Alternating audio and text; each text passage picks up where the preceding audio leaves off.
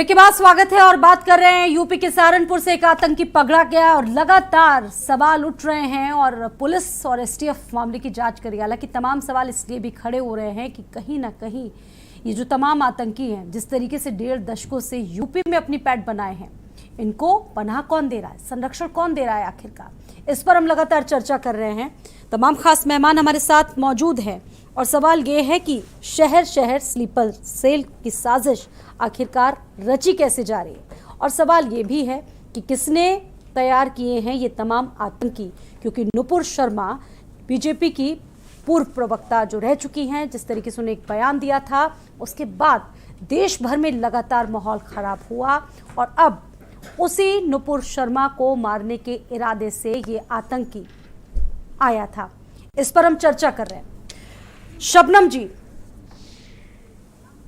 बहुत सारे सवाल हैं। इससे पहले विपक्ष के लोगों ने भी आप पर आरोप लगाया और कहा कि सरकार पूरी तरीके से फेल्योर है। कहीं ना कहीं से जिस तरह की घटनाएं सामने आ रही हैं, उसके बाद आपकी सरकार वो कदम जो आपको उठाने चाहिए उठा नहीं पा रही। कैसे जवाब देंगे? देखिए स्वाति जी, हमारे कांग्रेस के साथी ने इस बात को बहुत संजीदगी से कहा कि हमें मिलकर और संजीदगी से इस लड़ाई को लड़ना चाहिए, लेकिन आप देखती हैं लगातार ये सुनने को मिलेगा, जब कार्रवाई करती है सरकार तो विपक्ष धर्म और जाति को सामने लाकर उस कार्रवाई को धत्ता बताने की कोशिश करती है। अभी फिलहाल में ही एक केस हुआ था जो कि आतंकवादी केस से नहीं था, पर श्रीकांत त्यागी का केस था। सरकार ने बहुत कड़ी कार्रवाई की, लेकिन अभी सपा के एक नेता हैं, उन्होंने मानहानि का दावा पेश किया है।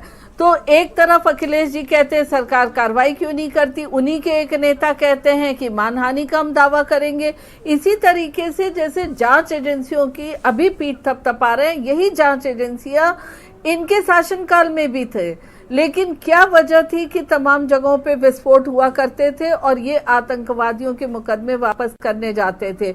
और ये भी बता दूं कि आतंकवादियों के मुकदमे जब ये वापस करने हाई कोर्ट गए तो हाई कोर्ट ने कड़ी फटकार लगाई थी उस समय की सरकार को, सुप्रीम कोर्ट। और ये भी बता दूं कि नुपुर शर्मा के लिए कहते हैं कि उसे सुप्रीम कोर्ट ने गिरफ्तारी का कहा है, तो सुप्रीम कोर्ट ने 10 अगस्त तक नुपुर शर्मा जी की गिरफ्तारी से मनाही की है। ये इन्हें संज्ञान में होना चाहिए। बॉम्ब ब्लास्ट के विस्फोट देखिए, पहले हर समय बॉम्ब ब्लास्ट हुआ करते थे, आज उत्तर प्रदेश में कितने बॉम्ब ब्लास्ट हुए ये बताएं। वही जांच एजेंसियां हैं, वही शासन प्रशासन है, सरकार है। जनादेश तो नुपुर जी इस वक्त नहीं, मैं देश में भी और देखिए अगर जनादेश आप ही को मिला है, देखिए तो दायित्व भी नुपुर जी आप ही का। तो यही बताना चाहती हूँ कि पहले विस्फोट होते थे, अब हमारी सरकार ने कहीं ना कहीं चुस्ती दिखाकर उन विस्फोटों को बंद करा। कोई भी आतंकवादी समय से पहले उसकी साजिश होने के बाद तुरंत एटीएस या हमारी इंटेलिजेंस उसको पकड़ लेती है, वो अंजाम नहीं दे पाते इस तरीके की दुर्घटना को। तो ये हमारी सरकार की कहीं ना कहीं एक मजबूत कार्यशैली को दर्शाता है। और देखिए इसमें राजनीतिक जो पहलू है वो तो यहीं तक है कि ये धर्म की तुष्टीकरण और जाति की तुष्टीकरण, लेकिन जो पाकिस्तान हमारा पड़ोसी देश है वो हमेशा नजर गड़ाए रखता है कि भारत को शक्तिशाली होते देख कहीं ना कहीं हर वक्त वो इस साजिश में लगा रहता है कि किस तरीके से भारत को अस्थिर करे। अगर भारत में कोई घटना होती है तो उस पर वो अपने आतंकवादियों को तैयार करके उस घटना में अफवाहों की बाजार गर्म करने के लिए या तमाम आतंकी संगठन को संरक्षण और प्रशिक्षण देने का काम पाकिस्तान करने लगता है। लेकिन उसके हर एक मंसूबे को आज हमारी सरकार जैसा कि जनता चाहती थी उसके विश्वास पर खरे उतरने का काम हमारी सरकार कर रही है। हमें बदल कर इसीलिए लाया था कि बॉम्ब ब्लास्ट से, दंगों से हम छुटकारा दें, और हम उसमें सफल हुए हैं बहुत हद तक। और जो स्लीपर सेल्स भी बन रहे हैं उन पर भी जिस तरीके से लगातार कार्रवाई हो रही है, आप देखिए हमने हमारे पहले चरण में और दूसरे चरण में लगातार पहचान से, आईडी कार्ड से ये लोग संरक्षण ले लेते हैं, इनको जगह मिल जाती है, घर मिल जाता है। सवाल ये है कि उस पर भी शिकंजा कसना होगा। निश्चित तौर पे उस पर भी शिकंजा कसती है। जब इनमें किसी एक की भी पकड़ होती है तो जो एजेंसीज हैं वो इनकी तार पूरी अंतिम तह तक जाकर उनके तार का खुलासा करती है और सभी को गिरफ्त में, बस यही है, जैसे गिरफ्त में लिया जाता है तो विपक्ष जब ये कहने लगता है कि किसी एक समुदाय को टारगेट किया जा रहा है, वो बहुत अफसोसजनक और शर्मनाक लगता है। क्योंकि अगर आप अभी तो विपक्ष की तरफ से मेरे ख्याल से इस पर कोई बयान नहीं आया, सभी ने निंदा की है, विपक्ष की तरफ से भी ऐसा कोई बयान नहीं। देखिए, अगर हम तिरंगा यात्रा चलाते हैं तो बर्ग साहब ने किस तरह का बयान दिया आपने देखा। कभी महिलाओं की उम्र को, अगर शादी की उम्र को बढ़ाया जाता है तो इनके बर्ग साहब क्या। तो इस तरह की जो टिप्पणियां हर एक संजीदा मसले पे ये देते हैं और जिस तरीके से विरोध करते हैं हर मसले पे, सरकार ने अच्छा काम किया तो भी ये विरोध करेंगे, सरकार से कहीं कोई चूक हुई तो आप प्रश्न करिए, जो सवाल आप पूछ रहे हैं उसी का जवाब लेंगे। चंचल यादव जी से और शैलेंद्र, अब आजकल देखिए ईडी कार्रवाई जब करती है और सवाल का जवाब दीजिए कि जब सरकार कार्रवाई करती है किसी भी मसले पर तो आप उसी कार्रवाई पर सवाल उठा देते। ठीक है, सवाल उठाना चाहिए, लेकिन हर कार्रवाई पर, हर अच्छे कार्य पर भी सवाल उठाना ठीक बात नहीं। आप जवाब देश में, ठीक है, शबनम जी भी आ रहे हैं क्योंकि वक्त कम है, सभी के पास जाना होगा, इसलिए सुन भी लीजिए। अब तो बहुत सारी बातें आपने बहुत सारी लिस्ट लगाई दी हैं, सुन लीजिए। देखिए, अभी इनकी बात मैं बताऊं, जिस तरीके से बता रही थी, ये लोग झूठ इतना बेहतरीन तरीके से बोलते हैं, झूठे बातों को मतलब चलाना है, झूठ बोलना है, पता नहीं इन लोगों को नींद कैसे आती, इतना झूठ बोलते हैं ये लोग। मेरा ये सवाल है, मैं आपको एक वाकया याद दिलाता हूं, फरवरी 2017 की घटना है। 11 लोगों को पकड़ा थी एटीएस ने, उसमें 2 बीजेपी आईटी सेल के थे। मैं नाम बताता हूं स्वाति जी, ध्रुव सक्सेना, तो बीजेपी से ही 2 बंदे पकड़े गए थे जो जिनके आईएसआई कनेक्शन मिले थे। आप सोचिए, इनके अंदर आप सोच लीजिए, सबने सुन लीजिए, तमाम जगहों पे डिबेट की एक मर्यादा है, उस मर्यादा का आप पाठ पढ़ाती रहती हैं। पहले अनाउंसमेंट होता था। ठीक है, शबनम जी आप बाजार आपके पास मुझे मालूम है, जब मैं आपको ऑन रिकॉर्ड बात करता हूं तो हमेशा आप फिर जो है बातों को बदलाने लगती हैं। राष्ट्रीय पर्व मनाते हैं तो निश्चित तौर पे पाकिस्तान जैसे अभी राष्ट्रीय पर्व पे भी मैं आऊंगा, आपके पास कोशिश करती है, पर हमारी एजेंसी सरकार के ईमानदार इच्छा शक्ति के साथ और जो खुली छूट उन्हें दिया गया अपने कार्य को ईमानदारी से। जी देखिए स्वाति जी, मैं बताऊं, मध्य प्रदेश में फरवरी 2017 में 11 आतंकवादियों को पकड़ा गया था, जिसमें आईएसआई कनेक्शन जिनके थे, उसमें 2 बीजेपी आईटी सेल में वर्किंग थे। ये बहुत दुर्भाग्यपूर्ण था। मैं एक बंदे का नाम ही बताता हूं, ध्रुव सक्सेना, बहुत चर्चा में मामला था। और आप बताइए कि जिस पार्टी के आईटी सेल के अंदर काम करने वाले 2 लोग आईएसआई कनेक्शन के लोग हों, आप सोचिए कौन सी पार्टी आतंकवादियों को समर्थन सपोर्ट करती है। जो आज आप ये बातें बता रही हैं, मैं उन बातों पर ज्यादा नहीं जिक्र करूंगा, लेकिन आप मुझे बताइए कि जो ध्रुव सक्सेना से लेके 2 बंदे थे 2017 में, वो आपके पार्टी में बीजेपी आईटी सेल के अंदर जो है मध्य प्रदेश के अंदर काम कर रहे थे। तो ये आप अपने पहले गिरेबान में झांकिए, आप हमारे ऊपर कीचड़ उछालने से पहले अपने आप के बारे में कुछ सोचिए, खुद देखिए, लेकिन वो आप नहीं करेंगे ऐसा। मैं आपसे सवाल पूछता हूं कि जिस तरीके से आप केवल विपक्ष के ऊपर आरोप लगा देते हो, आप वाकई में आप सोचो, जिस तरीके से हमारे प्रधानमंत्री जी जब नोटबंदी हुई थी, उन्होंने कहा कि सारे के सारे आतंकवादी जो है, सब सारे के सारे जो आज बात हो रही है आतंकवादियों के, जो आतंकवादी घटनाएं हैं, जो उनकी कमर टूट जाएगी, तो उनकी कमर तो टूट चुकी होगी। लेकिन आज उत्तर प्रदेश में आप देखिए, एक जिले दर जिले जो पकड़े जा रहे हैं, तो इसका मतलब सरकार का जो काम है वो सही तरीके से नहीं किया है सरकार ने। ठीक है, हमारे सहयोगी विशाल भी जुड़ गए हैं। सुन लीजिए, केवल आपने केवल बातें बनाने की कोशिश करी है। चंचल जी आएंगे, चर्चा हमारी लगातार चलती रहेगी। इस वक्त हमारे साथ हमारे सहयोगी विशाल जुड़ गए हैं और ज्यादा अपडेट देंगे। विशाल, और क्या अपडेट है आपके पास, जिस तरीके से आतंकी पकड़ा गया है, क्या कुछ पूछताछ में निकला है अब तक, क्या कुछ खुलासे हुए हैं, क्या बता पाएंगे विशाल? देखिए, मैं आपको बता दूं, सहारनपुर का जो खुफिया विभाग है इस बार फिर दोबारा से जो है फेल नज़र आ रहा है, क्योंकि खुफिया विभाग तक को ये जानकारी नहीं लगी कि सहारनपुर में एक आतंकी जो कि गांव कुंडा कला में छिपा हुआ था, नदीम इसका नाम था। और परिवार में, नदीम के परिवार में मैं आपको बता दूं कि 5 भाई और 2 बहनें हैं। ये नदीम सबसे बड़ा भाई है। इतना ही नहीं, इसके जो आतंकियों से पूरे कनेक्शन जुड़े हुए थे, जो जानकारियाँ सामने आ रही है, अफगानिस्तान, पाकिस्तान, उनके आकाओं के कहने पर ये सब काम को किया करता था। सबसे बड़ी बात है कि जहाँ ये जिस गांव में रहा करता था, वहाँ किसी से बातचीत तक नहीं करता था, बिल्कुल सुनसान की तरह, बिल्कुल मौन की तरह वहाँ ये रहा करता था।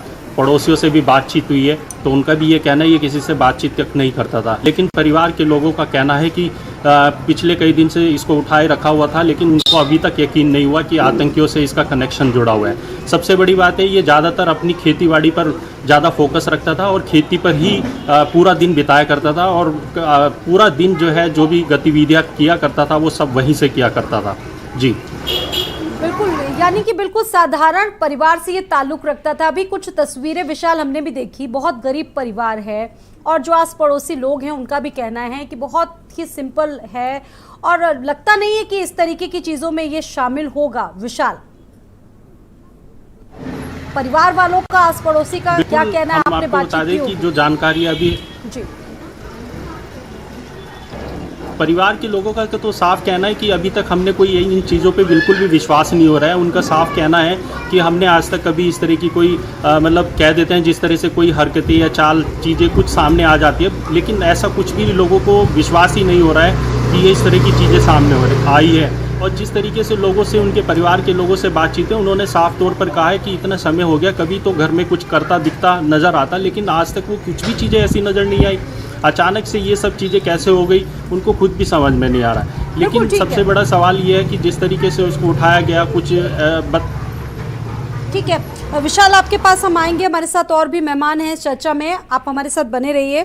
सवाल ये है कि देवबंद से कनेक्शन, क्योंकि इससे पहले हाल में कई घटनाएं हुई, देवबंद से उसका कनेक्शन जुड़ा रहा, इस पर भी तमाम सवाल हैं। और मेहमान हमारे साथ मौजूद हैं। शैलेंद्र जी, देवबंद और लखनऊ से कनेक्शन होना क्या संकेत देता है? देखिए, ये मैंने क्या कहा, इस विषय में भी हमारे यशवर्धन जी ने बताया कि राजनीतिक विरोधाभास और राजनीतिक जितनी राजनीति है, जैसे उन्होंने एक बात कही कि आपको फ्रीडम ऑफ स्पीच है, तो फ्रीडम ऑफ स्पीच है तो इसका आप ज्ञान नहीं कि कितना हमें बोलना है, ये नहीं ज्ञान है। आपको फ्रीडम ऑफ स्पीच का तो ज्ञान है। तो इस पे अगर कोई फ्रीडम ऑफ स्पीच पे ओवर बोल रहा है, ज्यादा बोल रहा है, उससे आगे बढ़कर बात कर रहा है, तो उस पे क्या कानून है, क्या कानूनी कार्रवाई कर रही है सरकार, क्यों नहीं कर रही है, किया तो कैसे किया, कितना किया, ये सारी जिम्मेदारी तो सरकार की होती है ना। सरकार कहीं ना कहीं विफल है, चाहे वो देवबंद हो, चाहे वो लखनऊ हो। और फिर वो सरकार कैसे कह रही है कि जो दम भर रही थी कि नोटबंदी के बाद से एक आतंकवादी नहीं दिखाई पड़ेगा, एक आतंकवादी घटना नहीं होगी, आतंकवादियों के जो है हौसले पस्त हो जाएंगे, आतंकवादी दिखाई नहीं पड़ेंगे। उस सरकार को जो है आंख में आंख मिला के बात करने की जो है हिम्मत रहने गई है, वो विपक्ष की बात करती है। अरे विपक्ष आतंकवादी है तो सारे विपक्ष को जेल में डाल दो, खत्म करो, अकेला साम्राज्य रखिए एक तरफ। आज क्यों तिरंगे की बात की जा रही? आप बात करते सिर्फ एक रंग की, क्योंकि आपको पता है कि देश तिरंगे से चलेगा, देश सभी रंगों से चलेगा, किसी एक रंग से देश नहीं चलेगा, किसी एक पार्टी से देश नहीं चलेगा। कोई एक पार्टी देश को नहीं चला रही है, कोई एक नेता देश को नहीं चला सकता। और ये भागवत जी ने भी कहा, साफ साफ कहा, ये उस अहंकारी नेताओं के लिए है जो अहंकार की भाषा बोलते हैं और जो अहंकार दिखाते हैं कि देश सबको मिलाकर चलता है, देश सबका है, सबकी जिम्मेदारी उतनी ही बनती है, सबकी जो है हिस्सेदारी, सबकी भागीदारी होनी चाहिए।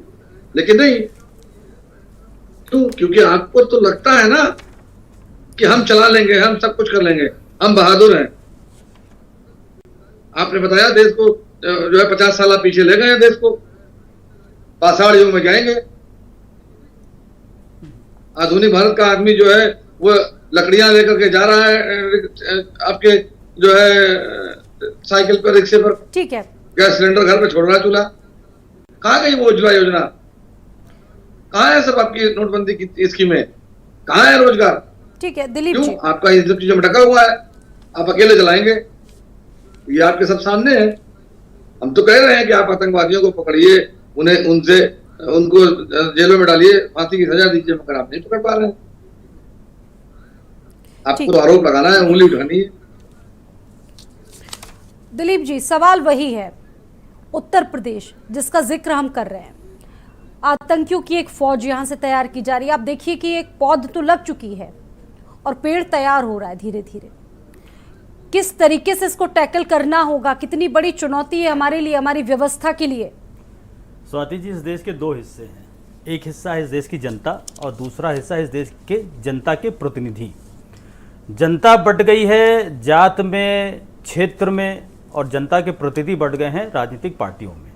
और ये जो आपस में बंटवारा है, इस बंटवारे के गैप का जो फायदा उठाता है वो ये आतंकवादी उठाते हैं। हमारे लिए बहुत बड़ा चैलेंज है। चैलेंज तो इस देश की आम जनता के लिए है, क्योंकि जनरली जो ये नुकसान होते हैं, ये जो इन चीज़ों के शिकार होते हैं, वो आम जनता होती है। आम जनता से ही ऐसे लोग निकाले जाते हैं, जो गरीब लोग होते हैं उन्हीं को बरगलाया जाता है, उन्हीं को पैसे का लालच दिया जाता है। जैसा कि आपकी रिपोर्ट में भी दिखाया जा रहा है कि ये व्यक्ति बहुत साधारण तरीके से रहता था, बहुत गरीब परिवार का है।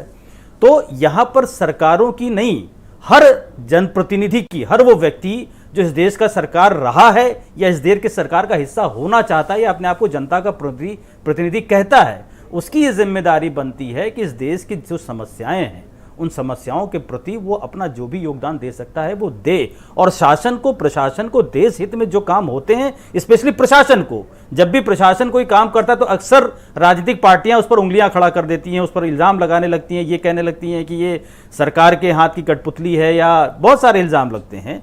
मुझे ऐसा लगता है कि जहां पर प्रशासन को फ्री हैंड देना चाहिए वहां फ्री हैंड देने की ज़रूरत है, स्पेशली जो आतंकवाद के मामले हैं। क्योंकि अगर आप देखें तो कोई भी चीज़ कानून के दायरे से बाहर नहीं है। अगर इस देश में कोई भी एजेंसी चल रही है, बहुत सारी ऐसी आतंकवादी एजेंसियां हैं जिनका हम नाम जानते हैं, सरकार जानते हैं, और हर बार हम कनेक्शन ढूंढते हैं। दिलीप जी, कुछ शहरों के नाम मैंने उठाए और 1.5 दशकों का आप जिक्र कर लीजिए। तमाम ऐसी घटनाएं उत्तर प्रदेश में हुई आतंकियों को पकड़ने की। 2017 का सैफुल्ला मामला भी आपको याद होगा, लखनऊ से उसको पकड़ा गया था। सवाल यह है कि लखनऊ, देवबंद, कानपुर, आसपास के तमाम जिले हैं, आजमगढ़ की बात कर लीजिए, अगर यहाँ से आतंकी पकड़े जा रहे हैं बार बार तो ये गंभीर घटना है। बिल्कुल गंभीर है स्वाति जी। और यहाँ पर बड़ा सवाल ये है कि राजनीतिक, जिसका जिक्र हम कर रहे हैं, और आर्थिक रूप से भी कहीं ना कहीं ये मजबूत है और इसका सीधा फायदा इनको मिल रहा है, तभी ये फल फूल रहे हैं यहाँ से। देखिए, एक बात तो तय है कि बिना राजनीतिक संरक्षण के आतंकवाद इस देश में कभी फल फूल नहीं सकता है। अब वो राजनीतिक संरक्षण किसकी तरफ से मिलता है, कैसे मिलता है, इस पर मेरी कोई टिप्पणी नहीं है, लेकिन राजनीतिक संरक्षण होता ज़रूर है, क्योंकि कानून के दायरे से कोई बाहर नहीं है। और जो राजनीतिक पार्टी सत्ता में बैठी होती है उसके हाथ में सारी ताकत होती है। और हम आतंकवादी संगठन की बात करते हैं, आतंकवादी संगठन से कनेक्शंस की बात करते हैं, लेकिन उन कनेक्शंस को रोकने की हम बात कभी क्यों नहीं करते हैं? उन संगठन को हम बंद क्यों नहीं करते हैं? इंटरनेट के थ्रू अगर बहुत सारी चीजें आदान प्रदान होती हैं तो उन साइट्स को हम इंडिया में क्यों नहीं बैन करते? साइट्स की ही बात आप, मैंने कहा कि उन साइट्स को हम अपने आप बैन क्यों नहीं कर देते हैं? साइट्स उठाकर निकाल लीजिए, फेसबुक में आप देख लीजिए, तमाम ऐसे लोग हैं, हेटर्स आपको मिल जाएंगे, टिप्पणियां कर देते हैं उल्टी सीधी। और मुझे लगता है कि कहीं ना कहीं वो कार्रवाई होती नहीं उनके खिलाफ, और कहीं ना कहीं उनके जो हौसले हैं शायद उसका एक कारण है स्वाति जी, उसका एक बहुत बड़ा कारण है। इस देश में उल्लंघन का बहुत बड़ा कारण है कानूनों की अधिकता। हमारे देश में कानून हर सब्जेक्ट को, हर बात को लेकर के बने हैं, लेकिन कानून में ओवरलैपिंग बहुत है और कानूनों का कंप्लायंस कम है। सवाल का जवाब दीजिए। 15 अगस्त से पहले अगर इस तरह की घटनाएं होती हैं, गिरफ्तार की जाती, हर बार आप देखते होंगे खबर में, तो ये कितनी बड़ी चुनौती है। और आप अपनी बात देखिए स्वाति जी, यशवर्धन साहब ने बहुत बेहतरीन तरीके से एक्सप्लेन किया था, मैं उनसे एग्री करता हूँ। मेरा ये कहना कि अभी हेड स्पीच की बात हो रही थी, क्या हेड स्पीच के ऊपर कोई कार्रवाई सरकार करती है? और मैं तो बताऊं, अगर आप पूरे हिंदुस्तान का रेखा उठा के देख लीजिए और अगर हेड स्पीचेस की बात कर लीजिए तो अधिकतर आप बीजेपी के अधिकतर पॉलिटिशियंस पाएंगे, और वो बीजेपी के साल दर साल उनका कद बढ़ता चला गया है। आपने देखा होगा आए दिन हमारे जो इनके बिहार के केंद्र सरकार में मंत्री आते हैं, गिरिराज सिंह आए दिन पाकिस्तान भेजते रहते हैं लोगों को। सवाल ये है कि नफरत का जवाब नफरत से ही दे। यही मैं पूछना चाहता हूं कि बीजेपी के लोग जो है, जो गांधी का देश है, ये यहाँ पे जो अमन चैन को बिगाड़ने की लगातार साजिश करते रहते हैं ये लोग। अगर आपने देखा होगा जिस तरीके से, मैं आपको बताऊं, मैं चैलेंज करता हूं ना, कि अगर मैंने आपको उदाहरण बताया, दयाशंकर सिंह जी का उदाहरण मैंने बताया कि जिस तरीके से उन्होंने, सभी पार्टियों में कोई ना कोई है, आपके यहाँ भी है, उनके यहाँ भी है, और इनके यहाँ भी है, हर जगह है। देखिए, मैंने बताया आपको ना कि जिस तरीके से बीजेपी में उसका प्रमोशन होता है, ये मतलब इसके कंपटीशन हो गया है कि मुझे ज्यादा से ज्यादा हेड देनी है, मुझे ज्यादा से ज्यादा जो है भड़काऊ भाषण देना है। तो इन सब चीजों को आप सोचिए, आज देश में जो बेसिक मुद्दे हैं हमारे, बेरोजगारी है, महंगाई है। आज सोचो, अभी हम किसान परिवार से आते हैं, 1 बीघे किसान की जो है क्या नाम लागत आज के टाइम 14,000 रुपए आ रही है धान की रोपाई का। आप सोचो आज के टाइम में, आज हालात देखो, आज किसान की हालत क्या है। वो भी हम लोगों के क्षेत्र में सूखा पड़ गया है, उसके ऊपर कोई व्यवस्था नहीं हो रही है, उसके ऊपर कोई चर्चा नहीं हो रही है। आज हम जो चर्चा है, आजकल हमारी चर्चाएं हो रही हैं बेसिक केवल जो देश की जो मेन मुद्दों से भटकाने की चर्चा है। आप सोचो बेरोजगारी, हर साल आदरणीय प्रधानमंत्री 2 करोड़ रोजगार का क्या हुआ? हम चर्चा करते 2 करोड़ 2 करोड़ रोजगार का क्या हुआ? अभी शबनम जी बात करनी नहीं, बात कर पाएंगे नहीं है। 22 करोड़ लोगों ने, स्वाति जी 22 करोड़ लोगों ने 8 सालों में रोजगार मांगा, तो 7 लाख रोजगार मिला। ये सेंट्रल गवर्नमेंट का डेटा है। इसी पर ही चर्चा रहने दीजिए। फिलहाल मैं मान रही हूँ समस्याएं, और हम इस पर जवाब लेते हैं, सवाल भी पूछते हैं, ठीक है?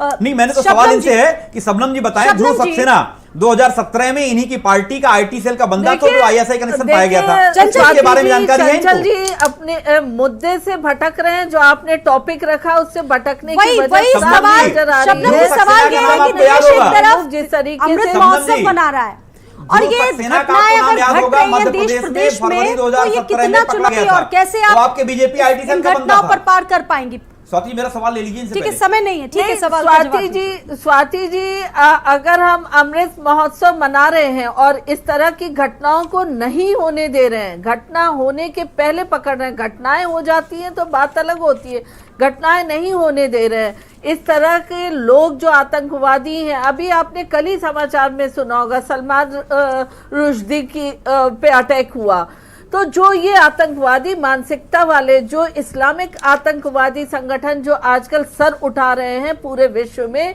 वो भारत की एकता अखंडता को भी वो चूर चूर करने का मंसूबा रखते हैं। पर हमारी सरकार, चाहे वो देश में रहे या प्रदेश में रहे, लगातार इनके सर को कुचलने का काम करती है। समय नहीं है, हमारे साथ हमारे सहयोगी विशाल मौजूद हैं। विशाल, और नोटबंदी को लेकर अगर कोई जवाब दीजिएगा हो और उसको जिस तरीके से आतंकवादी पकड़ा गया है, किस तरह का माहौल है, कैसी हलचल इस पर विशाल सहारनपुर किस तरीके से नोटों को इकट्ठा करने का काम कर रहे हैं, और पहली बार धर्मगुरुओं को भी सहारनपुर में इससे पहले भी पकड़े गए हैं इस तरीके से आतंकियां, हालांकि लेकिन सहारनपुर के कुंडाकला गांव गंगो की अगर बात की जाए तो वहां पूरा चर्चाओं का विषय बना हुआ है। आपको एक और बात बता दें कि ये देहरादून रहते हुए कश्मीर के कुछ लोगों से मुलाकात हुई थी, उसके बाद जो कश्मीर के लोग थे उनसे घर आना जाना हुआ। इतना ही नहीं, उनके पिता नदीम के साथ उन्होंने खेतीबाड़ी में भी हाथ बढ़ाया। इतना ही नहीं, साथ साथ पिता का कहना है कि पाकिस्तान में नदीम की बुआ भी रहती है, जिससे वो रात भर बात किया करता था। लेकिन सवाल ये उठता है, जिस तरीके से नदीम और कश्मीर के लोगों के साथ मिलना और घर आना, ये तमाम चीज़ें, और साथ साथ जो ATS की टीम थी उनको कुछ एविडेंस भी, उसके मतलब आइडेंटिटी प्रूफ वगैरह, कुछ कॉपीज़ वगैरह भी मिली है। लेकिन घर की अगर बात की जाए, अभी भी परिवार के लोग और आस पड़ोस का जो माहौल है वो हैरान है कि आखिरकार नदीम ऐसे कैसे कर सकते हैं। समय नहीं है विशाल हमारे साथ इस चर्चा को आगे बढ़ाने का, बहुत शुक्रिया आप सभी मेहमानों का, और विशाल आपका भी बहुत बहुत शुक्रिया हमारे साथ इस चर्चा में शामिल होने के लिए। सवाल ये है कि उत्तर प्रदेश और देश के अलग अलग हिस्सों में, खासतौर से यूपी के अलग अलग शहरों में आतंकी पाठशाला तैयार कौन कर रहा है, इस पर कड़ी से कड़ी कार्रवाई होनी चाहिए। फिलहाल कुरुक्षेत्र में इतना ही, इजाजत दीजिए।